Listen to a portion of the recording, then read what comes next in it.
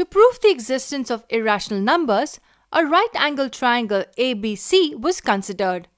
The triangle was such that these two sides equaled 1, and the length of the hypotenuse was supposed to be found out. The Pythagoras theorem was used to get AC squared equals AB squared plus BC squared. AB and BC both equal 1. Substituting those values here, we got AC squared as 1 squared plus 1 squared, which equals 2. If AC squared is 2, AC will equal square root of 2. And Hippasus said that this is an irrational number. But why? How did he prove it? He used an indirect proof, and this is how he went about it. He said, let root 2 be a rational number. It implies that root 2 can be written as p by q, where p and q are integers which do not have a common factor. P by q is in its simplest form. How do we eliminate the radical now? To eliminate the root sign, we square both sides. So 2 equaled p squared by q squared. Transposing q squared to the other side, we got p squared equal to 2q squared. This gives us a very important result, and let's call it our first equation. What does this tell us? We know that 2 multiplied by anything is even.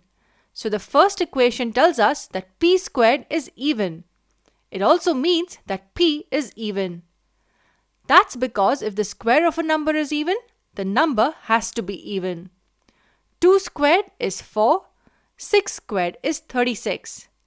If the square is even, the number is also even.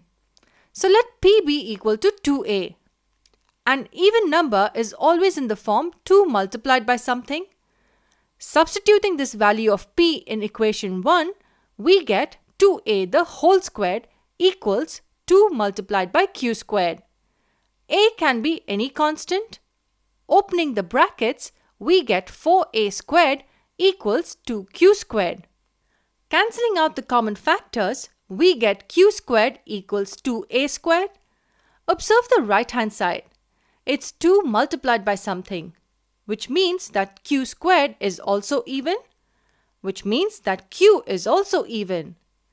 Wait, this gives us an interesting result.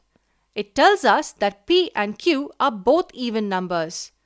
This simply means that 2 is a common factor of p and q.